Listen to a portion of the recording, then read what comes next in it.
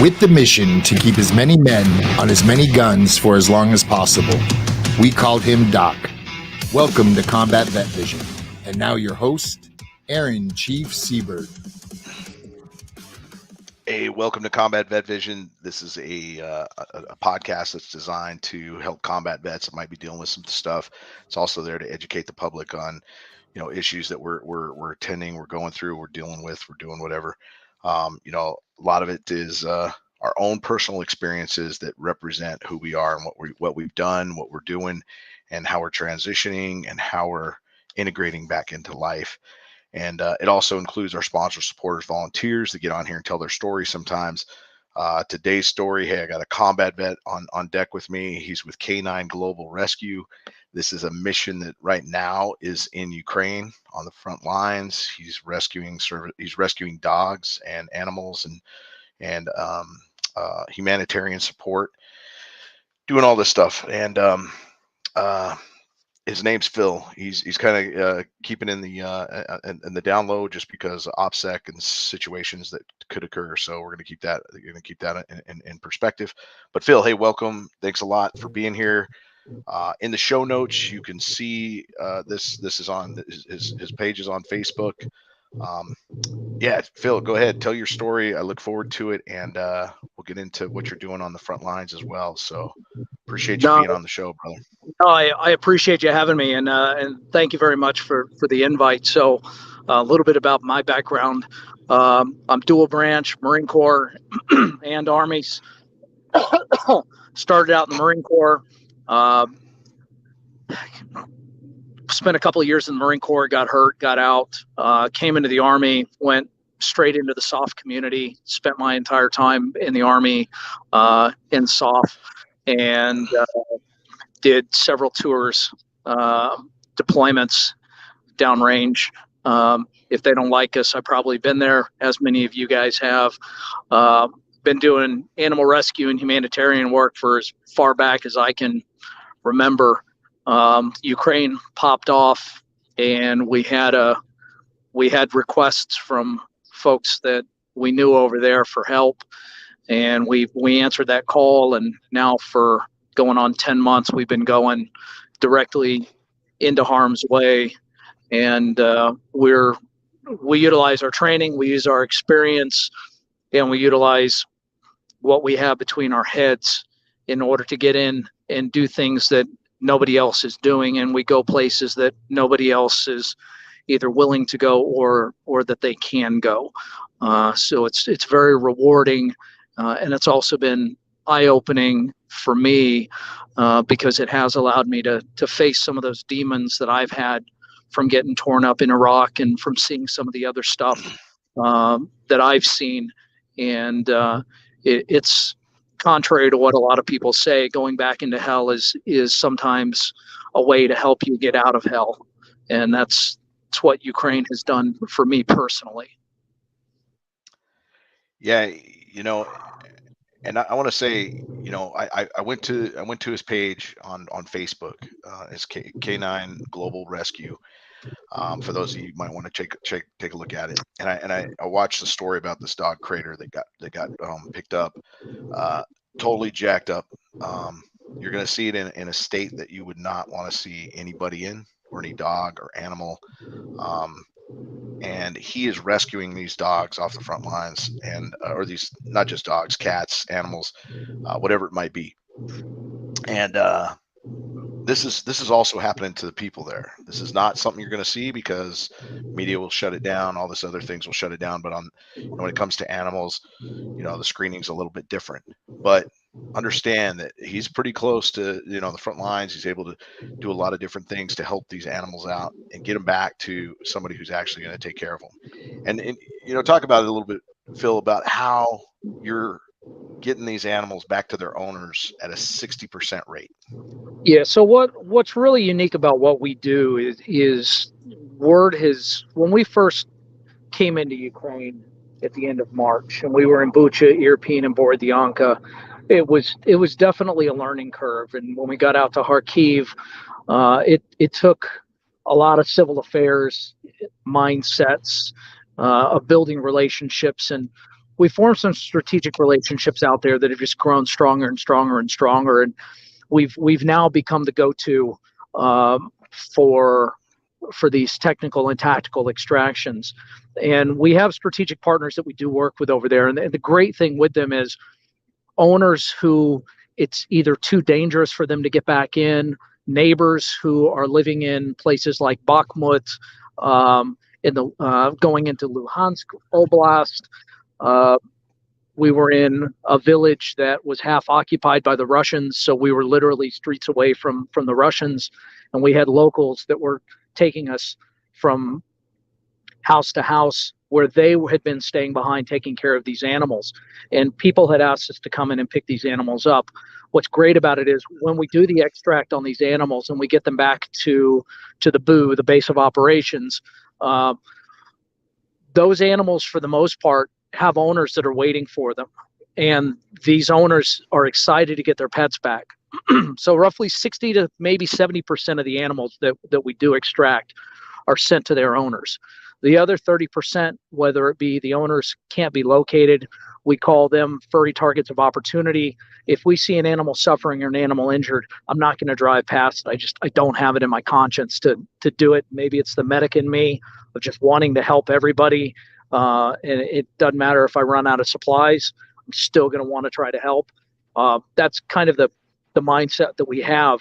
And with these animals that don't have known owners, our strategic partners make efforts to either find them foster homes, find them new homes within the borders of Ukraine, or find new homes with partner agencies that are outside of Ukraine. We've even brought several dogs back to the United States. So we do have means of transporting animals back to the United States and getting animals out of Ukraine under the right conditions. And ironically, Crater is going to be one of those animals that's coming out of Ukraine on this next mission. Wow. And he was pretty tore up, missing an ear, broken fib, or ulna and radial because it was the front leg. Yeah, some other things going on. His whole back was kind of flayed. Yeah, it's a gruesome sight, but it's a real sight. You know, this is the real thing. You know, being involved, you're back on the front line. You said some interesting things. If we, before I go into the mindset that you have to undertake, like you said, about going into hell, can you talk about the most animals you've rescued in one day? You know, what's the flow rate look like, and what's the op tempo of what you're doing? So the op tempo now for us over the last couple of missions and a mission packet will run 14 to 25 days. In the field of that, we're in the field pretty much the majority of that time, because we've got 2 days in, 2 days out, and a day of prep on the insert, and then a day of prep for the extract. We'll start out. We went in this last trip, and the very first day we went in, we pulled 40 animals out, and this was in Bakhmut. We were in Bakhmut for close to a week, just constantly getting hammered by the Russians, and the numbers just kept increasing. 38 animals, 42 animals, 50, I think it was 54 animals, 68 animals, and our biggest day was 99 animals. And that was, we literally had animals in the floor of the van. We had 2 vans. We had animals in the floors of the vans. We had animals in the laps. I mean, we had cats walking around underneath the seats. It was ridiculous, and we still couldn't get them all. They were everywhere. And that's the reality of what we see over there is no matter how many animals we have and whatever the maximum numbers that we can get, we could always get more out. It's just a matter of space. Right. And man, that's some incredible numbers for sure. You know, and I was there for about a year, for those of you who don't know. And when we left on the day that that Russia attacked. I had 7 cats, four, like 3 of them were kittens, 4 of them were kittens. Yeah, 7 cats and Liberty. So, and this is in a car. So I definitely understand the room piece and needing to extract some animals. And the reason why the Ukrainians have these animals because they're family driven. This is a family driven community. This is, this community, the culture of Ukraine is a beautiful community, and being attacked by Russia in such a fashion is just unbelievable at this juncture in our our lives and history. So for you to go down there and take on this mission, let's take me back a little bit about why you got involved in this kind of deal and what was the steps necessary, because you had to get a lot of permissions, correct? And you had to file a lot of different paperworks and different things like that. Talk a little bit about the stresses on your organization to be involved in what you do, and why you got in this job anyway. Yeah, it's very unique in order to get in, and we have a two-pronged aspect to what we do, and one helps the other. They're very complementary to each other, and the first, obviously, with everything that we do is humanitarian. We're there to help the people of Ukraine, first and foremost, and by helping the animals, we're helping the people because we're alleviating the burden off of that. There's a lot of paperwork that had to be filed with the Ukrainian ministry. There are a lot of permissions that have to be done before you can even come across the border. All the equipment that we bring, our own tactical equipment, and then any humanitarian aid and everything, we have to have documentations. We have to have letters from the Ukrainian ministry. We have to show proof that at the period of crossing the border that we're legitimately coming in under the pretexts that we say that we are, with the support of the agencies within Ukraine, as far as the governmental agencies that we say we have the support of. So there's a massive checks and balances system. When we get pallets that land in Warsaw, we have to go through and get what's called a T1 permit, which is a transit permit issued by the Polish customs that gives us a certain period of time in order to get the goods out of Poland and into Ukraine. Otherwise, we get hit with a 20% VAT on the retail value. So there's multiple steps that have to be done. Sorry, phone ring. There are multiple steps that have to be done just to set foot in. Not to mention even the logistics and just this ever evolving dynamic entity that you have that's morphing itself day by day and minute by minute that you're there. Because as all of you guys know that have been downrange and gone hot, you're going to take a 90-degree turn and you're never going to get 3 more 90s to get you back on that zero path that you originally set out on. And from day one, we're getting sideways turns. But adversity, perseverance, and dedication is really the key to the success of what we do. And it's, I think, above and beyond that, it's the true passion that's grown for the country and the people, because they're both just absolutely incredible. And it's addictive because once you go there, you can't help but fall in love with this country. Exactly. And then a lot of people don't understand that. They're like, hey, why is Russia and Ukraine not the same? It's definitely not. This is a country that's striving to improve itself. That's been, if you don't work, you don't eat. It just doesn't have the problems, but it has some very beautiful cities. It has some very beautiful culture. And if you go there and you just want to enjoy life, you can. Unlike America, you go to any city in America right now, the homeless is out of control, the drugs, the alcohol is out of control. It's more of a third world country in America than it is in Ukraine, I would say, in a lot of ways.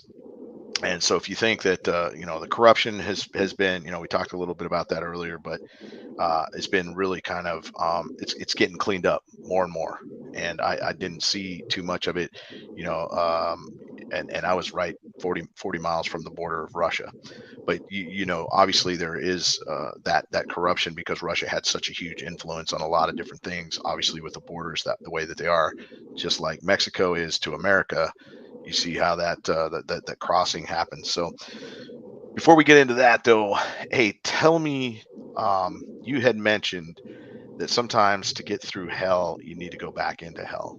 Talk about the mindset of, dealing with all the things that we deal with in PTSD world, or in injuries, or in feeling like we just didn't do enough. What is it like to get back in on the front lines? Obviously, you're differently armed. You're not armed as you can be. You're not there for the same mission. Talk about the adrenaline rush, the certain situations that kind of put you back into a more purpose in your life kind of mode that gives you something else to drive for. Yeah, Talk a little about all those mindsets that you're talking about. I think that the mindset of that, and when I made the comment of you have to go through hell to get out of hell, uh, this going over there has allowed me to face a lot of what the demons that I left behind in the sand. It allowed me to face a lot of the stuff that I wasn't able to face when I was medevaced out. It'll just the same as you're suddenly extracted and you have no decompression time. You have nobody to talk to. It's we need to fix you, and nobody really thinks about in their mind, how do I fix myself? I mean, I've always been very honest with people. I tried killing myself between my 6th and 7th surgeries because I was just tired of hurting. I was tired of the pain. I was tired of the nightmares. I was tired of everything. And I failed. And I'm glad. I'm glad I did. I have a great life now. I've got a great wife. I've got a great purpose and a great mission. And going in and doing this, I think this, in my mind, being a medic as well, it allows me to go in and help the people and help the things in to try to get better that I was unable to do on a DoD side of things. It's allowed me to compartmentalize things a lot more. I hadn't been able to do fireworks in 16, 17 years since my first tour in '04, and Ukraine has allowed me to learn to compartmentalize things. It's allowed me to realize that it's not necessarily going to be bad. The mentality of training kicks back in. I mean, a lot of you guys out there might think, oh, it's just gone. I'm not the same person. Believe me, you get into an adverse situation and you're going to become that person again. You're going to be the person who you feel that has left you. You're going to feel a purpose. You're going to feel that there's a higher calling out there for you. And in this case, it's the animals and it's the people who are there for the animals. The best thing about this, I think, for me is coming home and feeling that I've actually accomplished something. And when you mentioned the adrenaline, the adrenaline side, I don't get a rush. It's not adrenaline when you're under fire. There's a difference when at the period of time that you should be in the greatest fear for yourself. I find that I'm at the greatest peace and the greatest calm now. I'm still hyper vigilant. I'm still. My wife just says I just look like a bobblehead because I'm always turning on a swivel. But I was able to go and watch fireworks with her and not be jumping all over the place, because to me it was, oh yeah, that's just another power station getting hit, or oh yeah, okay, that's a 120 127 coming in, or oh yeah, that was a bigger round coming in. So there's a secondary association now with something else other than what happened to me. So for me, it's been therapeutic in a way to go back into a war zone, because going back into this hell has brought me out of the hell that I put myself into as a result of the PTSD. It's weird. Yeah. Would you say that because of the time difference and maybe the amount of work that you put into yourself and obviously getting back into this, you've experienced a lot of post-traumatic growth, like your ability to you never know how you're going to react in a situation until it happens. That first bomb comes in Iraq. Are you able to push through it? Do you freeze? You learn to better adapt to each one. And I went 3 times to Iraq, and as they process more, I was in this very calming state, but the hypervigilance was very up there. So it was like a real kind of yin yang kind of moment, and it's very kind of therapeutic in a lot of ways. but to feel it and fully kind of grasp it and roll with it, not necessarily always understanding it, is very powerful. And I noticed that within myself too. So for you to say this is like really cool, for one. And obviously you're back in it, you're going to experience these things, and you're just like, hey, I'm pushing through, because whatever happens, you have no control over that. But what you do have control over is how you react to the situation. And talk a little bit about that too. I know you, with your other thoughts, fill in that, but then get into the thoughts like, hey, you also have to worry about these dogs biting you, or these things. The dog's not mad at you, but you're helping this animal, and you can't just drop it. You have to maintain a very kosher, cool stabilization within yourself. Yeah, and it's interesting that I've been affected more. I had a dog on this last trip, had to use a catch pole on him, because the dog was just so aggressive, and the dog was in Bakhmut, and it took 2 days to get this dog out because they said medium-sized dog, and the dog was an Asian Shepherd, Moscow guarding dog mix, which those are 150-pound, almost 200-pound dogs. It's not going into a medium crate. And we came back, and I had to use the catch pole, and I saw this dog literally break on the end of the catch pole. The house that its owner's house had been hit by Artie. There were craters in the yard. The fence had been blown out. I had to make some decisions that I really didn't want to make. And I broke as well, because I'm sitting here seeing this dog with tears coming out of its eyes after we dropped it off that night, finally just mentally breaking down on the end of the pole. And it broke me. So it's a tough aspect, but you also, 5 minutes after we left, 2 rounds came in and hit the garage that we were trying to get him out of.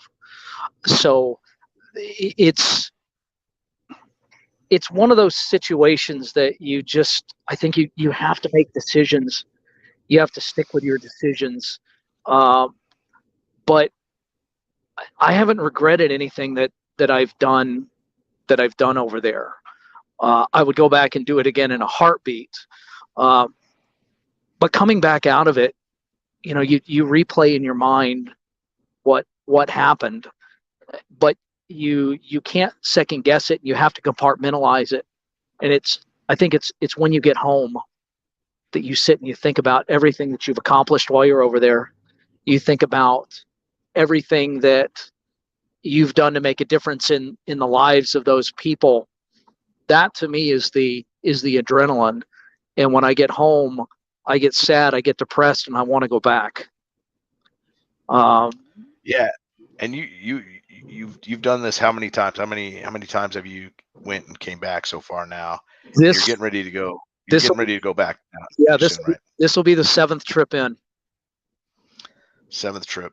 And you offered for me to go up there on the front lines with you and do this stuff. And I mean, trust me, I'm tempted and everything, but I know, sometimes, but there's veterans out there that are looking for something that they really want to be involved in, that could really benefit them, and really, like you said, you want a guy that's been to combat, the guy that's got his head on a swivel. Talk a little bit about that. If somebody wanted to be involved with what you're doing, obviously, hit me up, because, Phil's information is not out there right now because OPSEC issues. But you can also find him on Facebook. You can hit him up directly, but hit me up directly first, so I can give Phil some information about you if you really want to be part of some mission like this. But talk a little bit about that too. Yeah. So we treat this as if it's a combat mission. You have to. We go in fully armored up, full armor, helmet, different uniforms based off of what the scenario is. We can run khakis one day, full multicams the next, depending on where we're going and what we're doing.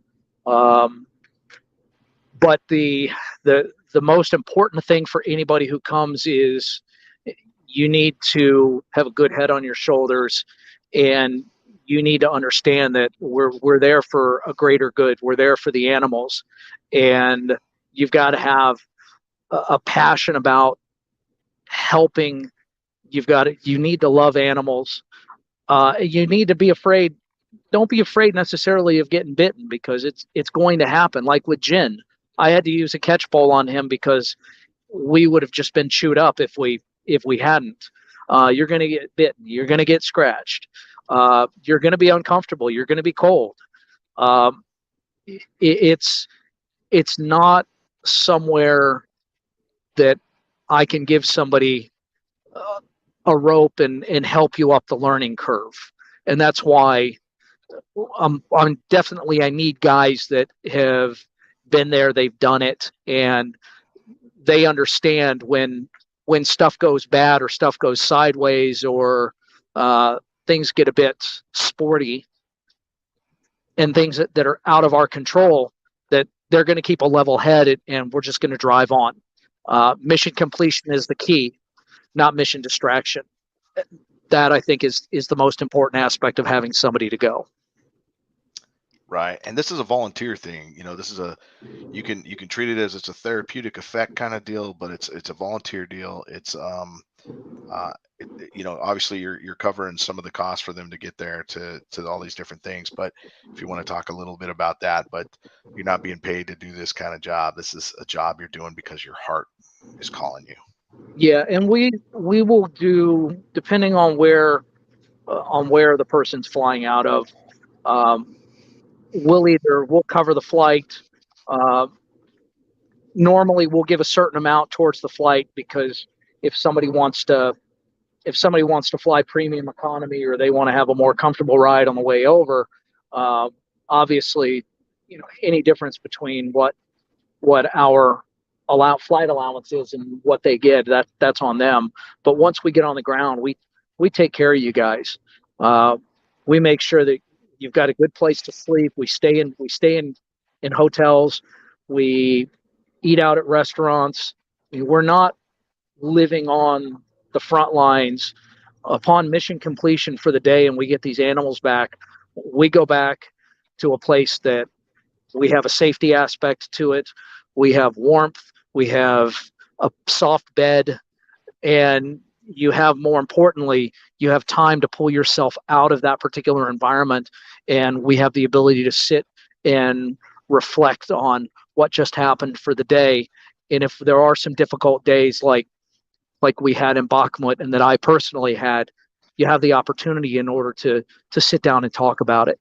And the great thing about what we do is we don't have any heroes. We're all there to do a job because we love doing it. We're all there. Decisions are made as a collective. If one of us doesn't feel that something's not right, then we don't do it. If one of us feels that the situation and we're getting some bad juju, we don't go there. It's a group effort. There is no I in the team on this, and it's one of those things that everybody who's gone has said that they want to go back. They can't wait to go back. And there's just something about that country. Yeah, it's nice to go into a place where you can feel safe from the people while you're conducting it. This war is actually, not like our war. This is two uniformed entities fighting against each other for the most part. Not, it's not like guys are hiding out and not wearing uniforms. It's a different type of war. But all the people are pulling together in Ukraine to make this happen, and they pulled together even before the war to make their culture great. The way that they decorated and weeded and came outside their apartments to set up everything. It's not, this job is not for me kind of thing. Everybody pitches in and does some incredible things. That's why the bureaucracy isn't a problem. And the culture is not a problem, because everybody pulls together to make it happen. And that's why they're fighting Russia so well, because all these people care about each other. Russia doesn't fight very well because nobody likes to talk to each other, because they're afraid that if they say the wrong thing, they're going to go to jail or they're going to get killed, or, who knows what's on their minds. But they know that their neighbor could tell on them for anything and they're going to go to jail for something that they didn't even do. So, that's not the case for Ukrainians. Ukrainians get along, they work together well. They still have a little bit of that. They stay a little bit distant, but at the same time, they pull together very well. I just wanted to throw that out there. But Phil, feel free to talk about anything else you want to talk about. I know we got about 7 more minutes, but hey, man, I love your story. I love what you're doing. I love the mission. There's something about it that just makes my heart just go crazy. For this particular deal, man, it's above and beyond Call of Duty for anybody. It's hey, talk about other people that are there. It's not just Ukrainians. It's not just Americans. It's and, Chechens, and that's Belarusians. and there's I lost a really good friend of mine. He's Georgian. I lost a couple of Georgian friends of mine who came in from Georgia to fight. They were killed in Bakhmut last month while we were there, and they wanted to come in because their country, and like you and I were talking about earlier, there are so many folks from the former Soviet Union country, the former Soviet bloc countries, that are coming in to fight for Ukraine because they were afraid of the Soviet Union coming back together again. And they want to protect the little guy, because for so many years after World War II, these countries were the little guy, and they were being pushed around by Russia. I've run into Americans, French, seen guys from Africa. I've seen some Israelis. I've seen folks from the Middle East. Seen Asians. It's amazing the outpouring of dedication and selflessness that's coming into the borders. And what's really even more unique about this is you have folks men aged 18 to 60. Some of them have never lived in Ukraine, but their families are Ukrainian heritage. And they feel, based off of their heritage, that it's their duty to go back to a country that some of them have never set foot into and fight for it, because that's their heritage. And while other people are trying to get out and running to get out, these folks are literally getting on airplanes or getting on boats, trains, automobiles, and sometimes even walking to get to the border to go back and fight for Ukraine. I haven't ever seen that anywhere else.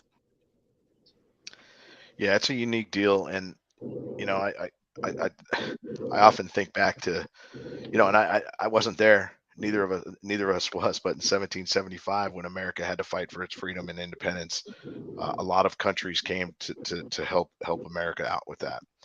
And this is like their 1775. I mean, they're fighting for their independence from under Russia's nail. For the last whatever umpteen years, Russia has come up to the border, threatening to do exactly what has been done now. Messing with their economy, messing with all their statistics, messing with everything that you can imagine possible to make them not be able to join NATO, because for some reason NATO is a threat.